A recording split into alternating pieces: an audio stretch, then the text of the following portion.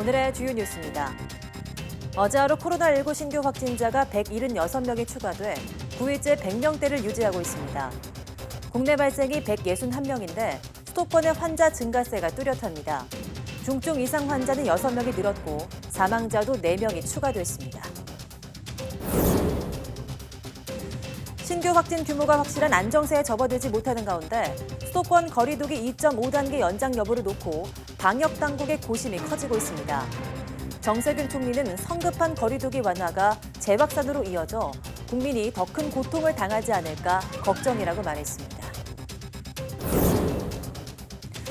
코로나19 사태가 계속되면서 일회용품의 주문과 사용이 빠르게 늘어나고 분리수거조차 제대로 되지 않아 수도권 매립지가 몸살을 앓고 있습니다. 환경부가 정한 생활쓰레기 반입량을 초과하는 지자체도 많아 대책 마련이 시급합니다. 세계보건기구가 코로나19에 대해서 세계적 대유행, 팬데믹을 선언한 지 6개월이 됐습니다. 발원지인 중국에서는 사실상 종식 선언이 이루어졌지만 전 세계 확진자가 2,800만 명, 사망자가 91만 명을 넘기는 등 피해가 계속되고 있습니다.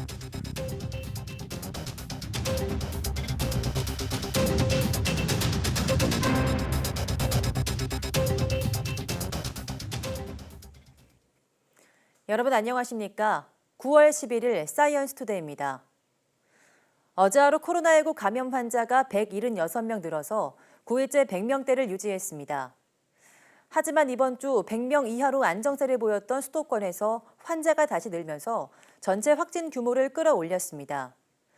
중앙방역대책본부는 오늘 0시 기준 국내 확진자가 21,919명, 사망자는 4명 늘어 모두 350명이라고 밝혔습니다. 국내 발생은 161명으로 수도권에서 다시 확진자가 늘었습니다.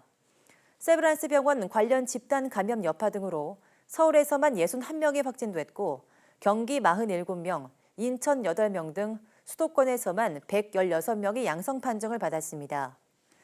지난 6일 117명 이후 수도권 규모는 최대치를 기록했습니다. 충남에서 14명, 대전 10명, 광주 7명, 울산 4명, 부산 3명, 전남과 경북 2명씩, 대구, 충북, 제주에서 각각 1명이 확진되는 등 전국 13개 시도에서 환자가 속출했습니다. 중증 이상 환자는 6명이 늘어서 누적 175명이 됐습니다.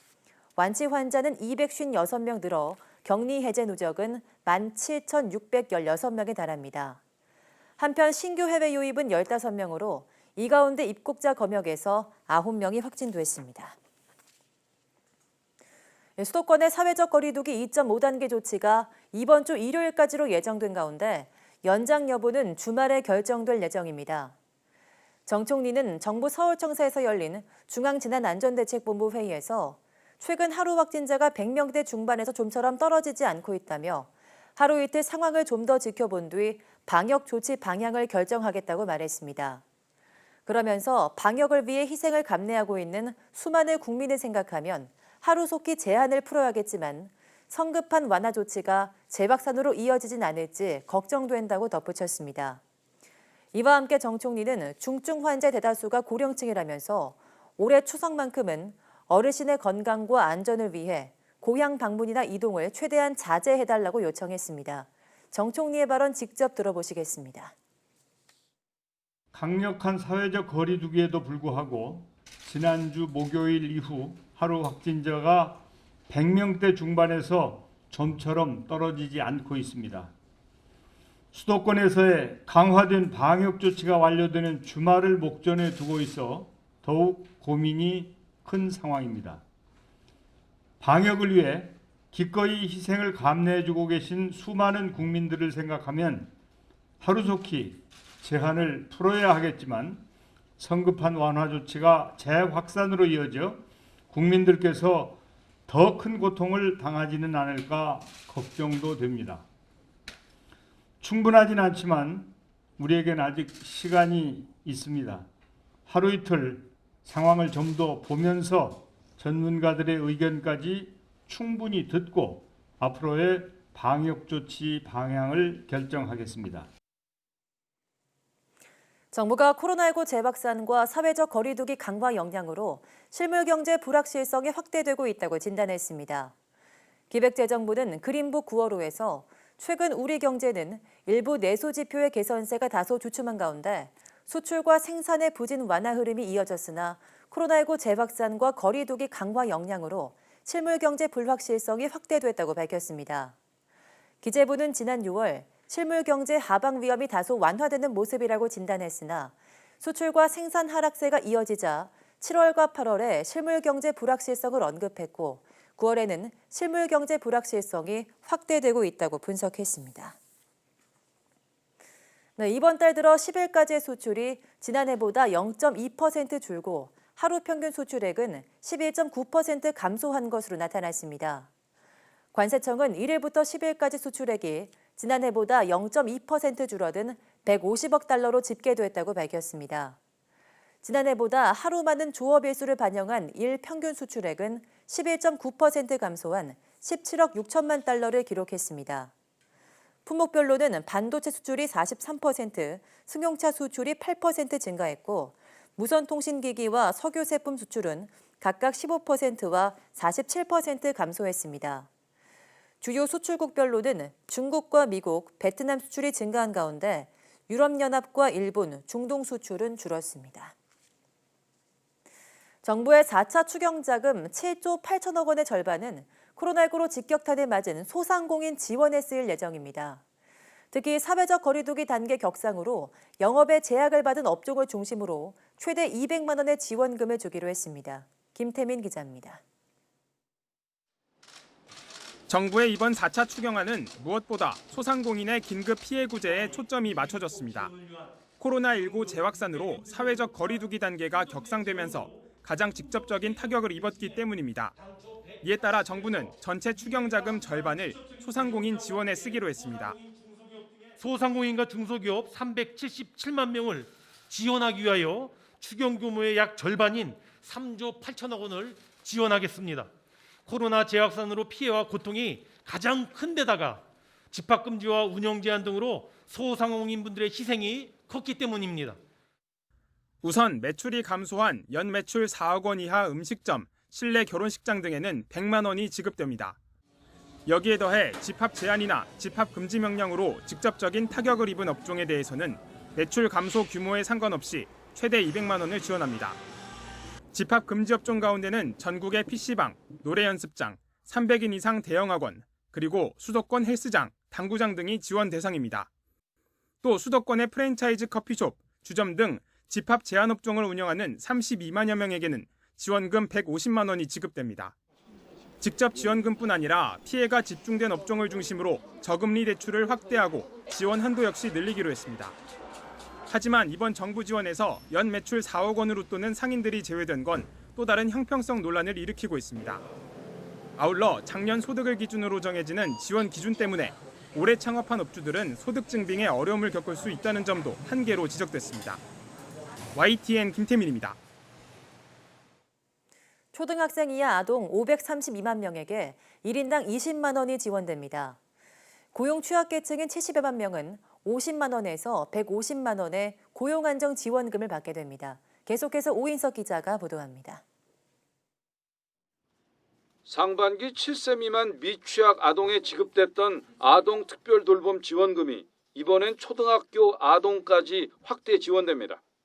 미취학과 초등학생 등 532만 명의 아동에게 1인당 20만 원이 지급됩니다. 지원 대상이 확대된 반면 지원 규모는 상반기 아동 1인당 40만 원에서 절반으로 줄었습니다. 가족 돌봄 휴가가 확대되면서 돌봄 휴가 비용도 맞벌이 기준으로 최대 150만 원이 추가로 12만 5천 명에 지원됩니다. 고용 취약계층엔 긴급 고용 안정 지원금이 추가 지급됩니다. 학습지 교사와 대리운전기사, 방문 판매원 등 특수 고용직 노동자와 프리랜서 등 70만 명에 2차 긴급 고용 안정 지원금 50만 원에서 150만 원이 지급됩니다.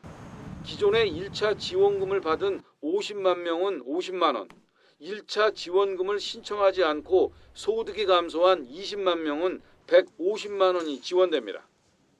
근로자 고용 유지를 위해 24만 명에 대해선 고용 유지 지원금이 추가 지급되고 취업에 어려움을 겪는 청년 20만 명은 1인당 50만 원이 지원됩니다. 경제 상황 악화로 가장 큰 어려움을 겪고 있는 계층인 실직 위기에 놓인 가장들과 일자리를 찾지 못하는 청년 등 119만 명을 지원하기 위하여 1조 4천억 원을 투입하겠습니다. 실직이나 휴폐업으로 생계가 어려운 88만 명엔 4인 이상 가구 기준으로 최대 100만 원이 지원됩니다. 만 13세 이상 국민 4,640만 명에 지급되는 통신비 2만 원은 이르면 다음 달 받을 수 있을 것으로 보입니다. 정부는 현금 지원 사업은 추석 전에 지급에 착수할 수 있도록 하겠다고 밝혔습니다. YTN 오인성입니다. 정부가 4차 추경안에 담은 고용 취약계층과 소상공인 등의 지원금은 선지급 후 확인 절차를 도입해 집행한다고 밝혔습니다. 김용범 기획재정부 1차관은 오늘 아침 정부 서울청사에서 열린 정책점검회의에서 추경 자금을 신속히 지급할 수 있도록 하겠다고 밝혔습니다. 김 차관은 피해가 집중된 고용 취약계층과 소상공인, 육아 부담 가구를 대상으로 한 지원금은 추석 전 지급 개시를 목표로 준비하고 있다고 설명했습니다. 이어 관계부처 사이에 범부처 추경 TF를 가동해 현장에서 혼란이 일어나지 않도록 구체적인 집행 기준과 사업 전달 체계를 마련하겠다고 강조했습니다. 또 추석 민생 안정 대책과 관련해선 79개 세부 정책 과제 가운데 추석 성수품 수급 안정, 임금 체납 청산 등 현장 요구가 시급한 사안부터 추석 연휴 이전까지 해결하겠다고 덧붙였습니다. 네, 길어지는 코로나19 사태 문제 가운데 하나는 쓰레기가 갈수록 늘고 있다는 점이죠. 특히 많은 일회용품 사용으로 생활 쓰레기가 급증하면서 수도권 쓰레기 매립지는 이미 한계에 다다랐습니다. 홍민기 기자입니다. 서울의 한 소각장. 쓰레기차가 밤새 거둔 생활 쓰레기를 구덩이에 쏟아 붓습니다. 그런데 일부 쓰레기는 구덩이로 들어가지 못합니다. 재활용 쓰레기가 뒤섞여 있는 탓입니다. 하루 동안 수거된 쓰레기 가운데 일부입니다. 이렇게 비닐봉투를 열어보니 폐마스크는 물론이고 그리고 안에 들어가서는 안 될 비닐 포장재와 일회용 플라스틱 용기까지 쉽게 찾아볼 수 있습니다. 분리수거가 제대로 되지 않은 이른바 불법 쓰레기는 원칙적으로 수거업체로 돌려보내야 합니다. 하지만 현실적으로 어렵습니다. 골라내기 힘듭니다. 저희도 차를 다 쏟아내가지고 다 확인할 수가 없으니까. 코로나19로 부쩍 늘어난 일회용품 쓰레기를 분리하지 않은 채 그냥 버리는 경우가 늘면서 생활 쓰레기 매립지는 포화 상태에 가까워졌습니다. 작년보다 약간 늘어나는 그런 경향이 있습니다. 코로나 등으로 인해서 배달 음식들을 가정에서 많이 시켜 먹기 때문에 그런 영향으로 정부가 쓰레기를 줄이기 위해 펼친 정책도 코로나19 여파에 효과를 보지 못하고 있습니다. 환경부는 올해 1월부터 수도권 각 지자체에 반입 총량제를 도입해 2018년보다 생활 쓰레기를 10% 줄이도록 했습니다. 정해진 양을 넘기면 벌금을 물리고 매립지 반입도 제한하는 내용입니다. 그러나 지난 7월 말 기준 중간 점검 결과 배출량을 어긴 곳이 많았습니다. 서울에서는 강남구를 포함해 지자체 4곳이, 인천과 경기에선 각각 3곳이 이미 올해 한도를 넘은 겁니다. 지난달까지 수도권 전체 생활 쓰레기는 모두 48만 톤, 이미 목표치의 80% 가까이 찼습니다. 8월 말 기준으로 다시 한번 이제 분석을 해보니까 40곳이 이제 초과될 것으로 설정한 총량이 있는데 그거를 이제 오버해서 이제 들어올 것으로 예상된다는 거죠. 매립지를 관리하는 인천시는 총량을 지키지 않은 지자체의 쓰레기는 반입을 막겠다는 방침입니다. 현재와 같은 쓰레기 배출이 이어진다면 더는 처분할 땅이 없는 수도권 쓰레기 대란이 일어날 위기에 놓였습니다. YTN 홍민기입니다. 얼굴 인식 체온계 문제점을 다룬 YTN의 연속 보도와 관련해서 식약처는 기왕 설치된 기기는 사용해도 되지만 체온을 재는 건 안 된다는 모호한 입장을 내놓았습니다. 또 불법 체온계라며 판매 중지를 지시해놓고도 회수 조치는 하지 않아서 현장에선 혼선이 빚어지고 있습니다. 보도에 김우준 기자입니다. 지난 5월 체온계 수요 폭발 속에 방역 필수품으로 자리 잡은 얼굴 인식 체온계. 체온을 제대로 측정하지 못한다는 YTN 보도가 이어지자 식약처가 주의사항을 안내했습니다. 얼굴 인식 체온계는 인증받지 않은 제품이라 체온을 측정하는 데 쓰여선 안 된다는 겁니다. 온도 정확도도 검증되지 않았다고 지적했습니다. 따라서 이런 장비들은 열이 나는 사람을 걸러내는 목적에만 사용돼야 한다고 제안했습니다. 발열 여부만 확인하라는 건데 체온계를 사놓고도 체온을 재지 말라는 말을 따르는 방역 현장은 없습니다. 체온 체크가 되면서 마스크 착용 여부를 동시에 할 수 있어서 들어오실 때 이제 그쵸 체온을 체크하고 들어오시는 거죠. 방역록은 QR코드 이제 하시고 불법 의료기기라며 판매를 중단해놓고 회수 조치를 하지 않은 것도 문제입니다. 빨리 식약처에서 만약에 이걸 빨리 교체해라 뭐 명령 내려주면 뭐 하죠. 식약처의 대응을 두고 방역망에 구멍이 뚫린 걸 알면서도 그대로 두는 셈이라는 지적도 있습니다.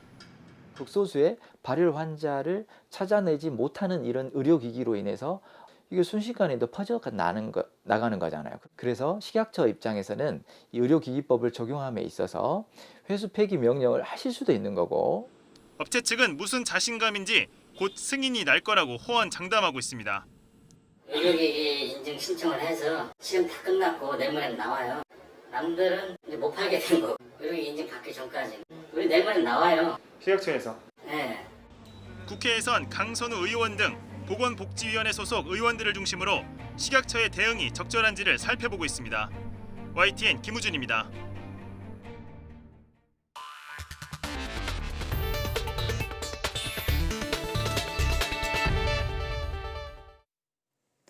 코로나19와 관련해 세계보건기구가 전염병의 대유행, 팬데믹을 선언한 지 오늘로써 벌써 6개월이 됐습니다.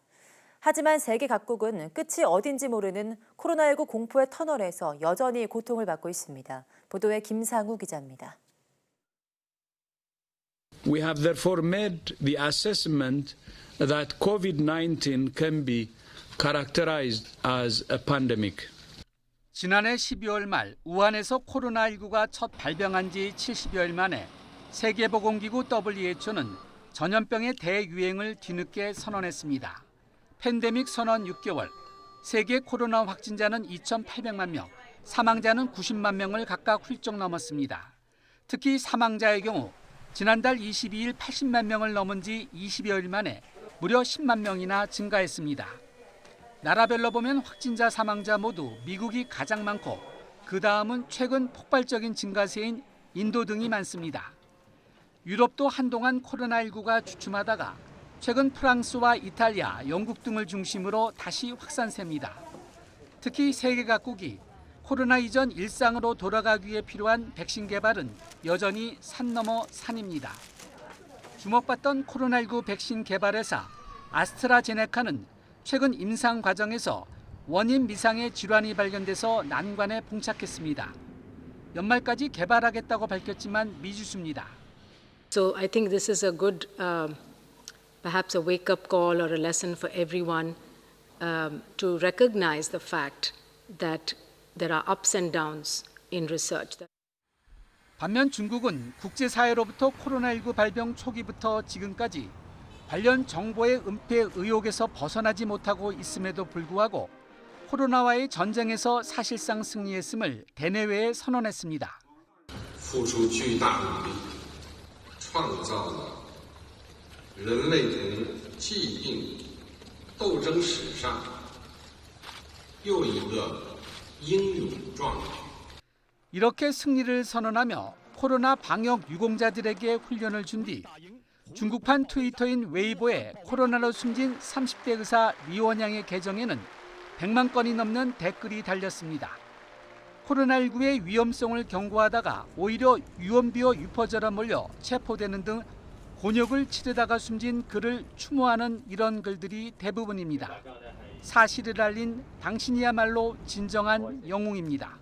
YTN 김상호입니다. 영국 제약사 아스트라제네카가 코로나19 백신 임상 시험을 중단한 가운데 시험이 재개된다면 연말까지 백신을 개발하겠다는 기존 목표를 고수했습니다. 소리오 아스트라제네카 최고 경영자는 온라인 회의에서 임상 시험이 재개되면 연말까지 백신 효능을 입증할 것이라며 이같이 말했습니다. 앞서 아스트라제네카는 지난 8일 영국의 임상시험 참가자 중 한 명에게서 원인 모를 질환이 발견돼 시험을 잠정 중단했습니다. 아스트라제네카의 코로나19 백신 후보에 대한 임상시험 일시 중단과 관련해 세계보건기구 WHO가 낙담해선 안 된다고 밝혔습니다. 수미아 스와미나탄 WHO 최고과학자는 현지 시각 10일 화상 언론 브리핑에서 개발에는 부침이 있다는 점을 깨닫게 해주는 경종이라면서 이런 일들은 일어나기 마련이라고 말했습니다. 마이클 라이언 WHO 비상준비대응 사무차장도 이것은 바이러스에 대항하고 생명을 살리는 경주이지 기업 간, 국가 간 경주가 아니라며 백신의 안전성을 강조했습니다. 미국의 신규 실직자 수가 예상보다 많은 것으로 나타나 고용시장 회복에 빨간불이 켜졌습니다. 미국 노동부는 지난주 신규 실업수당 청구 건수를 88만 4천 건으로 집계했습니다. 한 주 전과 똑같은 수치로 2주째 100만 건을 밑돌았지만 블룸버그 통신의 전문가 전망치 85만 건보다는 다소 많습니다. 최소 2주간 실업수당을 청구하는 계속 실업수당 청구 건수는 1,339만 건으로 9만 3천 건이 증가했습니다. 내년으로 연기한 도쿄올림픽에서 선수들의 코로나19 검사를 위한 사전 격리 캠프가 추진됩니다. 올림픽 선수촌 입촌에 앞서 별도 공간에서 정기적으로 코로나 검사를 하는 게 주요 내용인데요. 참가 선수 전체가 대상이 될 것으로 보입니다. 자칫 선수들의 경기력에 영향을 줄 수도 있어서 논란도 예상됩니다. 김재영 기자입니다. 도쿄올림픽을 내년으로 1년 연기할 때만 해도 코로나 백신은 대회 개막을 위한 필수 요소였습니다. 이에 따라 일본 정부는 5개 업체와 계약을 맺고 백신 5억 2천만 개를 확보한다는 방침을 세웠습니다. 하지만 내년이 돼도 백신의 안전성을 확보하기 어려울 수 있다는 전망이 나오면서 도쿄 조직위는 백신 없이 올림픽을 개최하는 방안을 준비 중입니다. 東京大会がの世界がコロナに打ち勝った証となるべく東京大会にしたいということのためにしっかりと対策をしていくということだと私は思っております。 영국 가디언이 보도한 대안 가운데 하나는 코로나 검사를 위한 사전 격리 캠프 운영입니다. 선수촌 입촌에 앞서 별도의 격리 캠프에서 정기적으로 코로나 검사를 받은 뒤 음성 판정을 받은 선수에게 경기 출전을 허용하는 방식입니다. 토마스 바흐 IOC 위원장은 도쿄 조직위 방안에 힘을 싣는 분위기입니다. 필요하다면 격리 기간을 둘 수 있다는 입장입니다. If you need a quarantine to ensure a safe environment for all the participants of the games, then you need to go to quarantine. 코로나 격리 기간이 보통 2주인 점을 고려하면 올림픽 격리 캠프는 선수들의 훈련 일정과 경기력에 적지 않은 영향을 줄 수 있습니다. 바흐 위원장은 격리 조치에 올림픽 선수 누구도 예외가 있을 수 없다고 미리 못을 박았습니다. Nobody can just look at him or herself and say I do not want this or I don't think this is fair or not.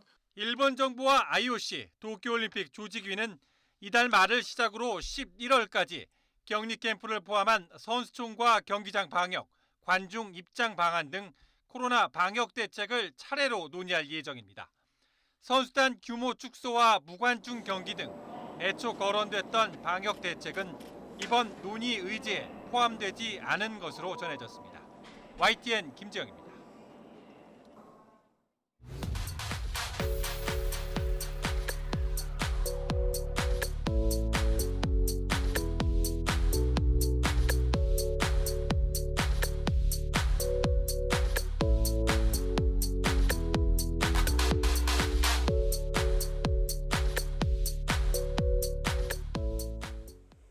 네, 우리 민족의 어리게 뜬 문화재 보존 관리 방법에 다양한 과학 기술이 사용되고 있습니다. 최근엔 드론이나 3D 프린터 같은 첨단 기술을 적용해서 좀 더 정밀한 연구가 가능해졌다고 하는데요. 오늘 오후 사이언스 투데이에서는 국립문화재연구소 이원우 학예연구사와 함께 관련 내용 이야기 나눠보겠습니다. 많은 시청 바랍니다. 함께 해주신 여러분 고맙습니다.